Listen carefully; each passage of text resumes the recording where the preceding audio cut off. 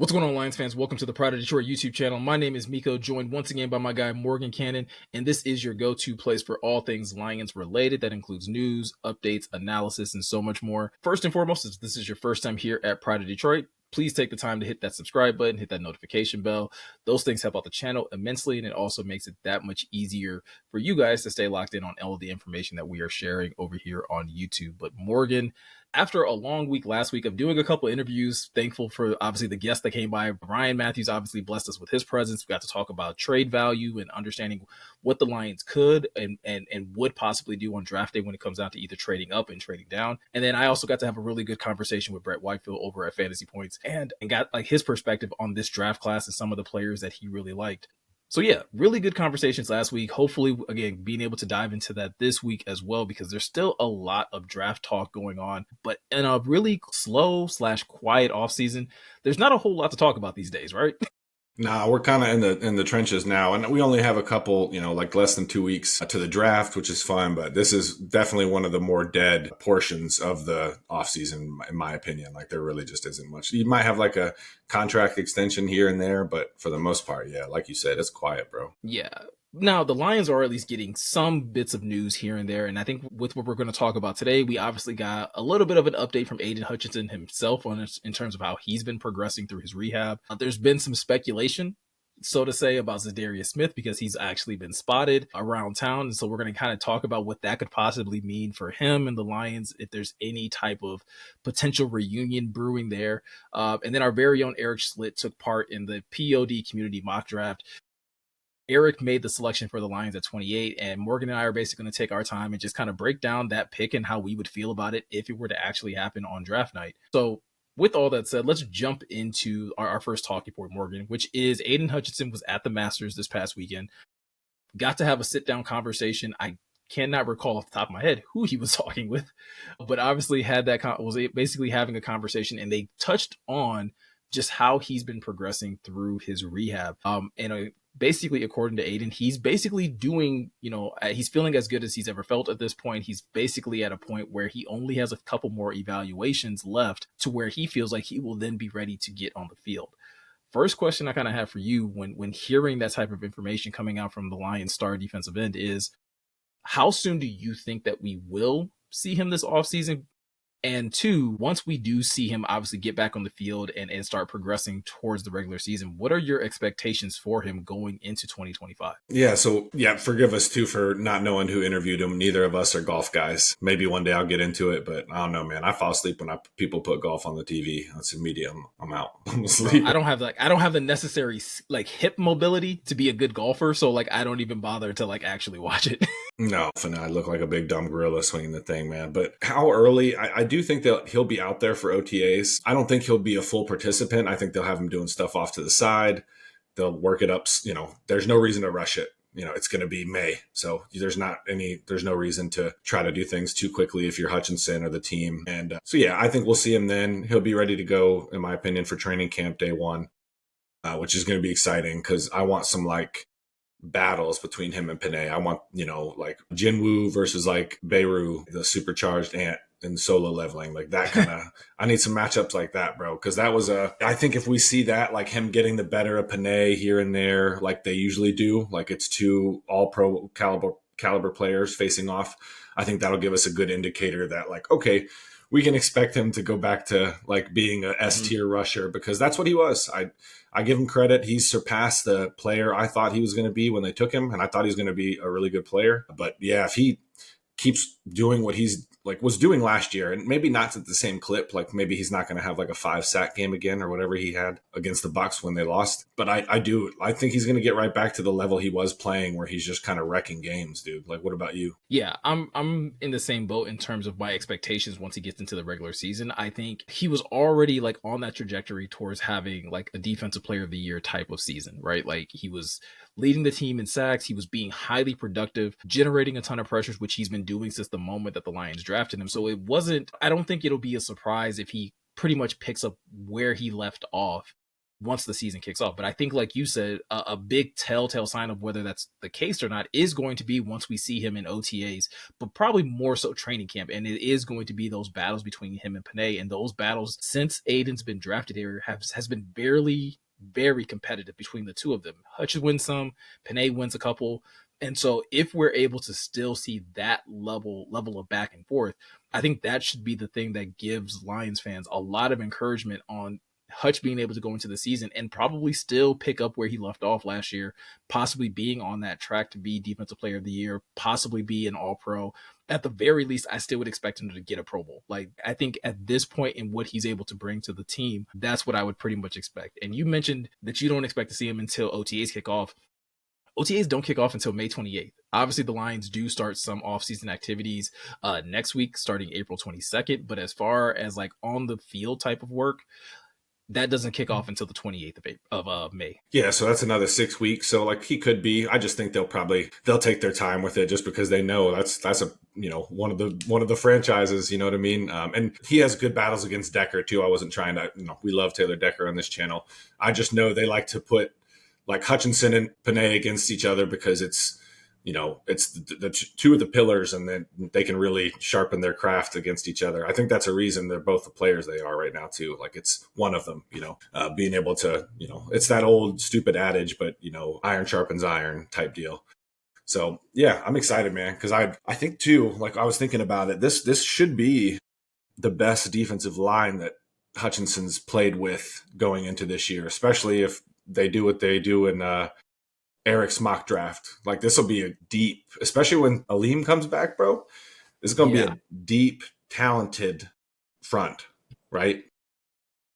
Well, that's the other thing that I always go back to. And if there's a reason to be optimistic about Hutch being able to return and be as productive as he was like last year at the start of the season, we saw him be that productive. And it was for that very reason. The defensive talent around him on that defensive front had really been improved. And so we got to see him be the key beneficiary of that. Like he wasn't the only one, but he was obviously getting the most wins and the most statistical gain from having a DJ Reader, from Levi, becoming more consistent in the defensive line, from having a Marcus Davenport play opposite of him.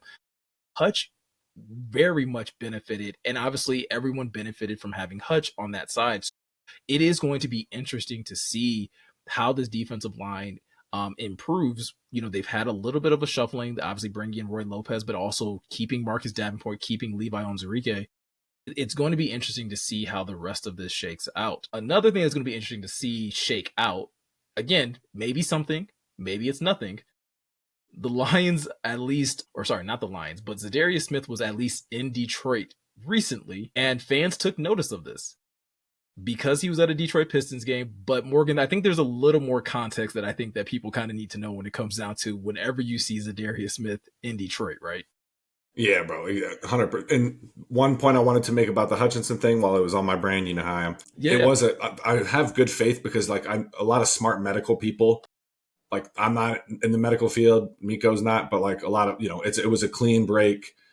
They put a rod in it, boom, you know what I mean? Like it's not like ligament or anything like that where you're like, okay, will he regain form? Like I feel good about him coming back and being a monster. And to this point, yeah, this is funny, bro, because for those that don't know, Za'Darius Smith, I don't know when they publicized it. He's dating Cash Doll. If you don't know who Cash Doll is, go ahead and hit your Google machine, Cash with a K.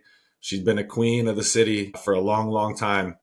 And as long as Za'Darius is dating Cash Doll, you're going to see him back in Detroit periodically because she stays. I know she probably has residences elsewhere, but she has a house here in the metro area. So yeah, I wouldn't look too much into that. There's still a chance he could come back, like Brad talked about, but at a Pistons game, I'm not really reading too much into that. What about you?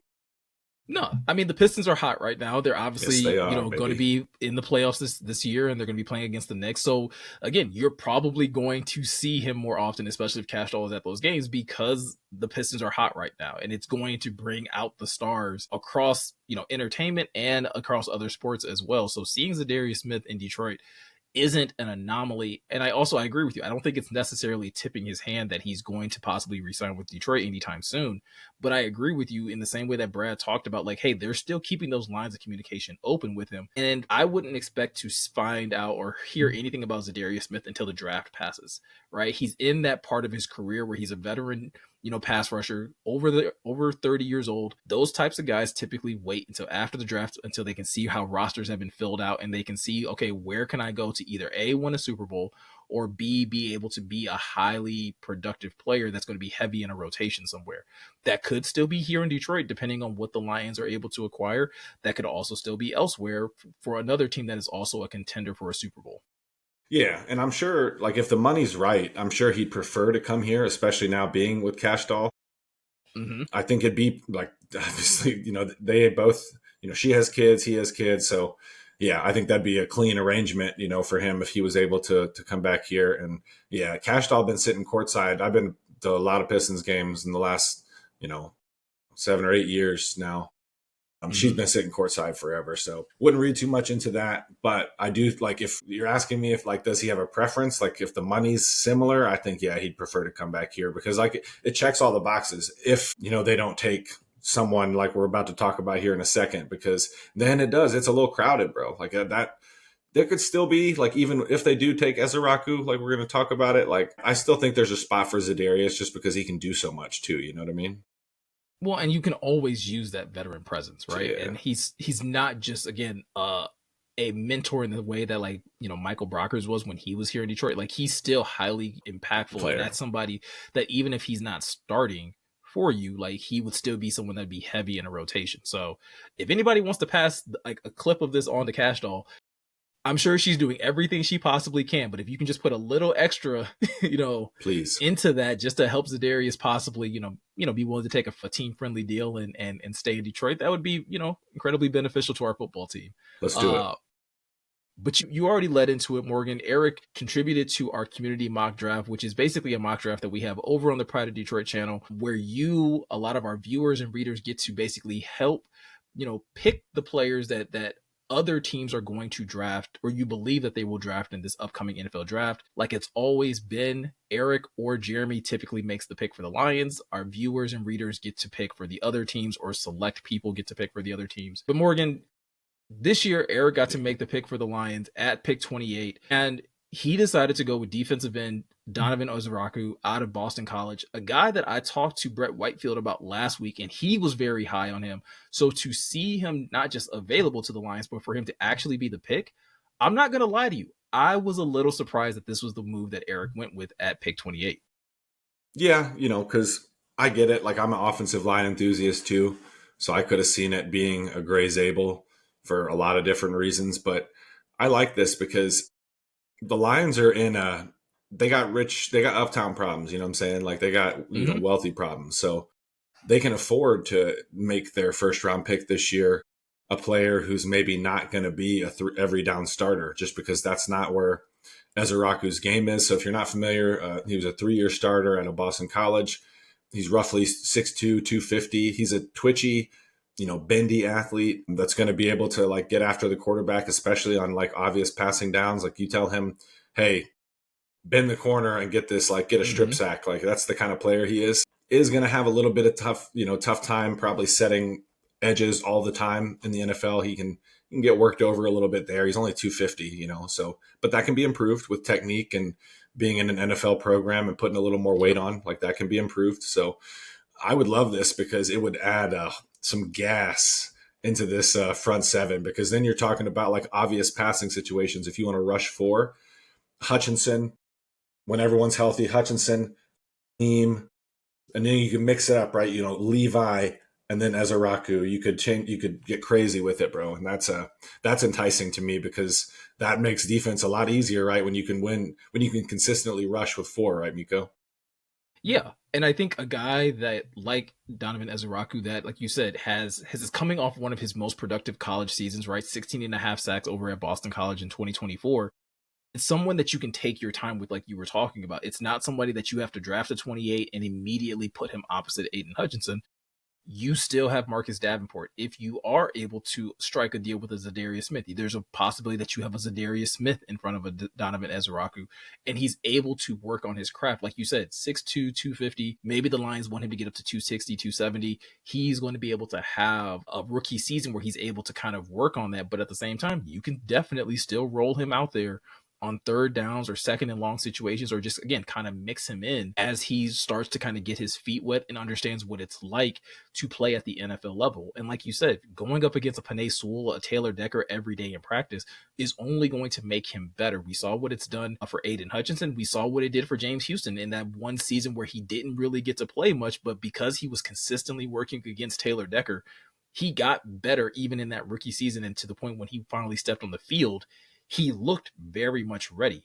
Obviously, unfortunately, the production kind of stopped there. But if you're getting someone like Ezeraku, I think you definitely feel like you'd be getting a player that could at the same time provide instant impact, but also be a good development piece for your defensive line. Yeah, then this is the luxury the Lions are in, right? Like they don't, other teams, Ezeraku would have to be a 3-down starter because it's just where they're at, right? Mm-hmm. Like it'd be like where the Lions were in 2021. Like, buddy, you're gonna learn to set an edge one way or another. You know what I mean? Yeah. Like, yeah, that's you might get worked over a little bit, but like you're gonna figure it out at some point. Hopefully by week 8, you've got it nailed down. Exactly. It'd be trial by fire or combat, however you want to do, some Game of Thrones stuff. But with the position they're in, they got Derek Barnes. You know what I'm saying? So he can be just the situational pass rusher. You can use him on special teams. And it's Kelvin Shepard's a linebacker by trade, mm-hmm. You know what I mean, through his NFL career. So I would trust him to be able to come up with ways to get everybody on the field. Shoot, he got Malcolm Rodriguez snaps last year when that linebacker room was at full throttle, everyone healthy before everything happened. So yeah, this would be a great pick. I know it would make the fan base happy because people are like, we need more gas on the pass rush. And I hear everybody, and this is like a good fit in my opinion. At 28. He's got a lot of gas. Like that dude Nitro. Is all gas, no brakes. Like he would be a perfect, again, in a perfect situation. If you're able to get him, I think he would be a perfect pairing with him and Hutch. Possibly might have to trade up for him because, again, a guy that had 16.5 sacks last year is going to be highly sought after. So you might have to try and, work some of the magic that Ryan talked about last week and maybe try to get higher up into the 20s to secure that pick. But I definitely love this pick for the Lions. Was a little surprised that, that Erik didn't go more on the offensive line situation because that was the pick that at least the fans wanted, right? We had another article go up over on Pride of Detroit asking the fans like who they would want at 28 based off the community mock. And Gray Zabel came away with 42% of the vote. Like very close to half of the votes went just to him. So again, I'm a little surprised that Erik didn't go in that direction. Me too, because he's like me, and we love offensive line play, and I like Gray Zabel. He blew up at the Senior Bowl. Like I think he's going to be a good pro. But this makes me happy because would you part with? That's really a discussion, right? Would you part with like the AG comp pick to move up to 21 to pick Ezeraku, something like that? I guess that's kind of the conversation. I think I would too. I would simply because I think you're getting a highly productive player. I think picking someone like Gray Zabel would be perfectly fine. But you and I were talking about this before we started recording. I have like one, and it's a very, very small concern about picking a player like Gray Zabel, and it's the fact that he might just be a little too versatile for my liking. Like there's something to be said about a player that doesn't have like a set niche. When you're like, oh, he's possibly the best center in the class, but he can also play, like he's also probably one of the better guards and one of the better tackles. And it's like, okay, he has to be somewhere though. Like it starts to feel very much like Isaiah Simmons back in that Jeff Okudah draft where like everyone was talking about all the positions he could play at and like he never quite mastered any of them. I would be perfectly fine with Gray Zabel, and I think the Lions have a better coaching staff to where they would find somewhere to fit him in at. But if it's between him and Ezeraku, even if it's between him and trading up for Ezeraku, I would much rather the Lions be aggressive and get that edge player that you desperately need. I think you can still find a highly competent interior offensive lineman in the second round, in the fourth round, in the fifth round, like wherever that you have to go find that player. I think that can still be found. While this edge class is deep, I would still love to have one of the more productive ones. For sure. And there's that whole correlation that's been beaten to death about the higher you pick an edge player, the better. And to your point, Miko, there's good value. Like you could get a Jonah Savania or someone of the like in the second or third Yeah. round, presumably, which would be good. So I'm right there with you. The only one I would say I've been leaning more into the Booker from Alabama. Yeah. Of Tyler getting Booker. yeah, getting more comfortable with Booker just for the sole purpose that that man's got a heavy, like strong anchor. Like when he sets that thing down, he's not really going to move. And if they don't get Ezeraku, they don't move up. That's someone I think I'm getting more and more comfortable with because I want to keep Jared Goff's front porch as clean as possible because that's when this offense is humming like a doomsday machine. You know what I'm saying? So I Yeah. want to me, that might be, I know he's not a super explosive athlete. He doesn't move all that well in space, but you got that. I think Erik made this point. You got that with Mahogany. So, I'd rather, and Zeitler wasn't super fast, but that man wasn't getting mowed over either. And I think that's so huge in this offense with Goff and how he operates. So that's just something I had spitballing in the back of my head, getting more comfortable with the Booker. And he wants the thing he said at the combine about making people want to quit football. Yeah. You put him and It's, Christian Mahogany on the same offensive line, right? Like that's the type of nasty offensive please. line that you would love to have with Jameer and David Montgomery running behind those guys. Like Yep. I'm right there with you. If you can get a premier edge rusher, preferably day one, and then Tyler Booker is someone that might slide because, like you said, like that lack of athleticism or explosive athleticism that some other teams may prioritize may be the thing that pushes him down. And again, we've seen Brad get aggressive when he sees a guy start to slide, especially on True. day two. He'll go up and get that guy too. So I think there's a lot of room and opportunity for the Lions to really shore up both of their offensive and defensive line. And you and I have talked about that all offseason. So it's gonna be really interesting. Like you said, we're 2 weeks out from the draft. There's still a lot of really good conversation to have around this draft class. Give you guys a little bit of a sneak peek. We do have a very special video planned for you guys that'll drop this weekend. Hopefully, our very own Erik Schlitt's going to be coming by to kind of talk to us about the NFL draft. He's recently, or at least his grit index is supposed to be dropping this week. And so we're definitely going to get a chance to talk to Erik about the grit index, what he thinks about this draft class, some of his favorite prospects. The man is a wealth of knowledge.